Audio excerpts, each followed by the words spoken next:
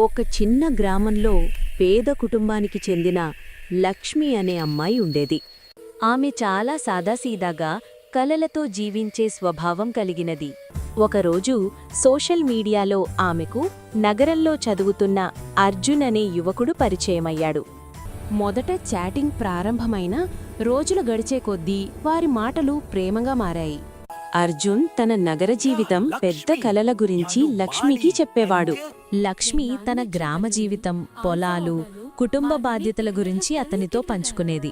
మాటలు, భావాలు కలిసిపోయి ఇద్దరూ ఒకరినొకరు ఎంతో నమ్మసాగారు. అర్జున్ గ్రామానికి వచ్చినప్పుడు ఇద్దరూ రహస్యంగా కలుసుకున్నారు.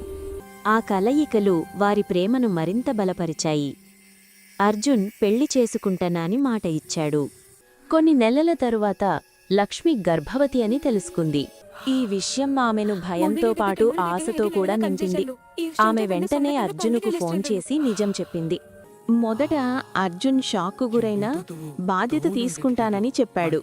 కానీ నగరానికి వెళ్లిన తర్వాత అతని మాటలు, కాల్సు క్రమంగా తగ్గిపోయాయి. గ్రామంలో లక్ష్మి ఒంటరిగా నిందలు, కష్టాలను ఎదుర్కొంది. అయినా తన కడుపులో ఉన్న బిడ్డ కోసం ఆమె ధైర్యంగా నిలబడింది. చివరకు కుటుంబ సహాయంతో లక్ష్మి కొత్త జీవితం ప్రారంభించింది.